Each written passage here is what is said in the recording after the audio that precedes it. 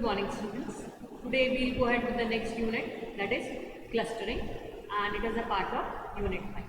Let us see the key takeaways for today's session. So firstly we will have a brief introduction about clustering. Then we will study about the applications and the types of clustering. We will also see k-means clustering, which is a type of clustering algorithm, and let us see certain assignments related to this topic. So clustering analysis or clustering, right, is an unsupervised machine learning task. Unsupervised because the features are not labeled. So it is basically working on an unlabeled data set. That is why it is termed as unsupervised machine learning task. So it involves automatically discovering natural grouping of data. So when you give a group of records or a group of data to a clustering algorithm, it will try to find some sort of natural grouping among the data set. So based on that, it will try to group them. Based on the features of that particular data set, it will try to group the data. So unlike supervised learning, like we had predictive modeling, clustering algorithm only interpret the input data and find natural groups or clusters in the feature space. So feature space is the data set which we are giving as an input to the clustering algorithm. Now it can also be called as a grouping algorithm, right? So clustering or cluster analysis also, as it is said, is a machine learning technique which groups the unlabeled data set. That is why I told you it is called as an unsupervised machine learning algorithm. So it can also be defined as a way of grouping the data points, that is data points in the feature set, into different clusters consisting of similar data points. Right? So it is going to create clusters or group as per the some features, that is similar features that are termed as similar data points. Right? So the objects with the possible similarities, they remain in a group that has less or no similarity with another group. So basically multiple groups could be created based on the number of clusters that are created, and one cluster will have those features or those records or those data points in which certain similar features they are going to have among them, and dissimilar features are going to be separated. Now it does so by finding some similar patterns in the unlabeled data set, like you have the shape, the size, the color, the behavior, right? And divides them as per the presence and absence of those similar patterns. Now after applying this clustering technique, each cluster or group is provided with a cluster ID, and machine learning systems can use this ID to simplify the processing of large and complex data. So this is just applied before any specific machine algorithm which uses classification of images as input. Let us understand the clustering technique with an example, a real world example. Whenever you go to a mall, you visit any shopping mall specifically, you can see that the things are grouped together, right? So we observe that the things with similar usage are grouped together. So like we have the t-shirts that are grouped in one section, and the trousers are grouped at another section. Of course, you can mix and match them together as and when you want. Similarly, we can see at the vegetable sections, and vegetables are separated separately, and the fruits like apples, bananas and mangoes, these are separated separately. Right? So mangoes are kept separate, bananas are kept separate, apples are kept separate. Right? So these are grouped together in separate sections so that we can find them easily. Right? So that is because bananas are separated because based on the color and the shape.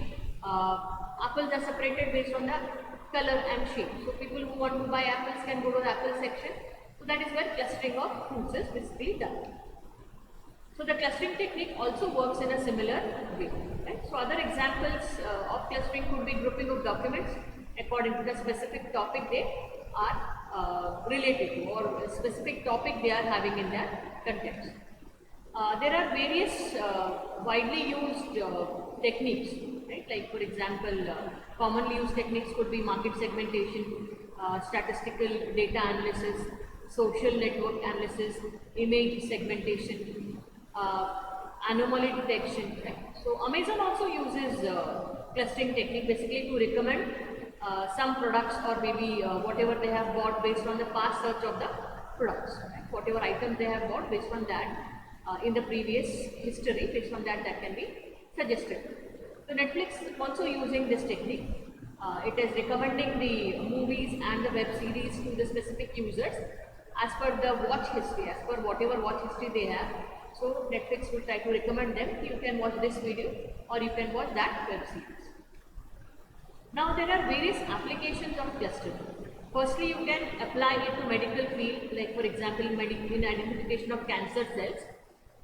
It's basically used to identify the cancer cells, right, which basically have some specific characteristics. The cancerous cell has some characteristics and the non-cancerous cells do have some characteristics. So it divides the cancerous and the non-cancerous cells into different groups. So that is where it will help the doctor identify whether the person has cancer or not. It is also used in search engines, specifically for grouping the closest object to the search query. If we try to search anything, we will try to group the documents or whatever you are trying to search based on the features which you have given for searching. So it does by grouping, as I said, similar data objects in one group, and that is far from the other dissimilar objects. So the accurate result of the query depends on the quality of clustering algorithm that is applied. Various clustering algorithms are there. So it depends on what sort of clustering algorithm the search engine is using. Based on that, the classification will be done. Then customer segmentation is also a very popular example of clustering or application of application of clustering. It is used in market research to segment the customers based on their choice and preference. Right? In biology, it is used in to classify the different species of plants and animals, and that is basically done using the object or image recognition technique. In land use, it's basically used to cluster the lands, similar lands that is used in the GIS database, and this can be very useful to find for what particular purpose that land should be used. That means for which purpose it is more suitable. Like you can identify the lakes, you can identify the hills, you can identify the farming lands, you can identify the gardening lands, and so on. Now working of a cluster, as I told you, it works basically based on the grouping of the features, very similar to the whatever features they have, based on that it is grouped. Like here you have a raw data, it is basically mixing of different types of fruits, right? You have strawberry, you have apples, and you have pear. So based on this, based on their shape, based on the color, based on the size, right, and based on the other factors which will be visible to the algorithm, it will try to classify. So here we can see the different fruits are divided into several groups with similar properties. So the strawberries are separated, the pears are separated, and the apples are separated. Now you have various types of clustering method. This is basically the very broadly classifying techniques. So you have hard classifying, where the data point belongs to only one group, right? It specifically belongs to one specific group. Then you have the soft clustering, where the data points can belong to another group also. So they could be overlapping groups in that case. Clustering algorithms are basically they are basically based on the kind of data that we are using. In some cases, some algorithms need to guess the number of clusters in the given data set, whereas some algorithms are smart enough, they try to find the minimum distance between the observation of the data set and try to cluster according to that. So some algorithms have to be given as input to the number of clusters have to be given as input, whereas some algorithms try to identify themselves the number of clusters. Now popular cluster algorithms that are widely used in machine learning is K-means algorithm, mean shift algorithm, DB-scan algorithm, expectation maximization clustering using GMM, Gaussian mixture models, that is GMM, and agglomerative hierarchical algorithm and affinity propagation. So these are some of the clustering algorithms which are very popularly used in machine learning. K-means we'll be discussing today. So K-means is one of the most popular clustering algorithms, and it classifies the data set by dividing the samples into the different clusters of equal variance. So distance is calculated, variance is calculated, based on that the grouping would be done. So the number of clusters must be specified in this algorithm. So this is algorithm where the number of clusters have to be specified. Now it is one of the fastest algorithms, and it has very fewer computations that are required with the linear complexity of big O of n. And the k-means clustering algorithm is used to find groups which have not been explicitly labeled in the data set. So it basically works with unlabeled data set. K-means clustering is an unsupervised learning, as I told you, because of it works with the data set which is not labeled, and which groups the unlabeled data set into different clusters. So here K defines the number of predefined clusters that we need to create in the process, and if K is equal to 2, there will be 2 clusters. If K is equal to 3, there will be 3 clusters, and so on. Normally it starts with K equal to 3 and then K equal to 5 and so on. And it's basically an iterative algorithm that divides the unlabeled data set into K different clusters in such a way that each data set belongs to only one specific group, and that has similar properties among themselves. The algorithm has various steps. Now let us see the steps of the k-means clustering algorithm. First step, you are supposed to select the k, that is the number of clusters you have to decide, right? How many clusters the algorithm is going to produce. So select the number k to decide the number of clusters. Then you select random k points or centroids, right? So it can be other from the input data set. Then in the third step, what we do is we assign each point to their closest centroid, right? Which will form the predefined k cluster. So here centroid is identified and each data point is assigned to a specific centroid, and this will form the predefined k cluster. Step 4 is you calculate the variance and place a new centroid of each specific cluster.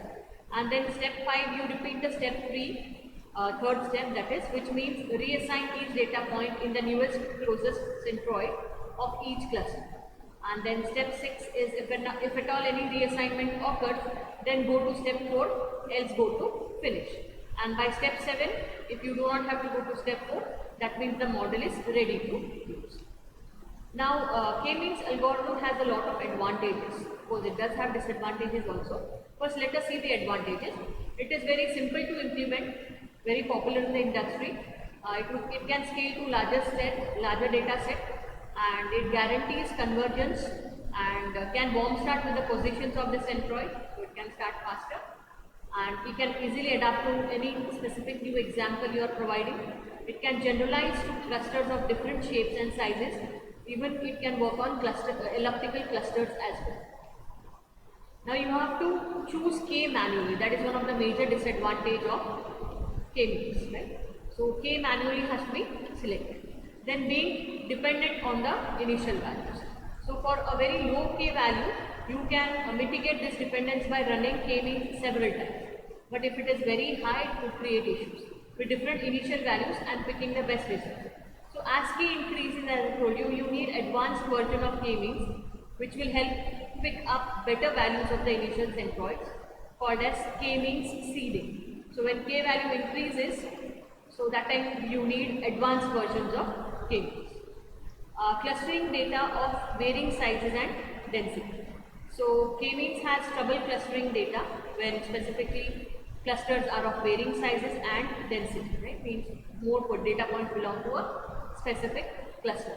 So to cluster such data, you need generalized k-means. And then clustering outliers have always created a problem. So here also they do create. So centroids can be dragged by outliers, or outliers might get their own cluster instead of being ignored. So at times outliers may form their own cluster. So considering removing of clipping outliers before clustering. So what you are supposed to do is you have to remove the clusters or clip them before you are clustering the data features. This is specifically one GIF which I have shown, which is trying to show initially it is considering a few data points, that is 3 data points, then trying to find a centroid. Here you can see that the lines are moving, a centroid is formed, 4 clusters are currently formed, and then there would be changes based on other inputs that would be given to the algorithm. You can just look at the GIF, right, the way the centroids are formed. So here 4 clusters are formed, This is just to give you an idea how the data points are clustered. These are certain questions for today's topic, very much specific to clustering, and we have discussed about applications of clustering, and we have also discussed about the different steps of clustering. If you have any queries, do not forget to contact me at the specified email ID. We are done for today. Thank you.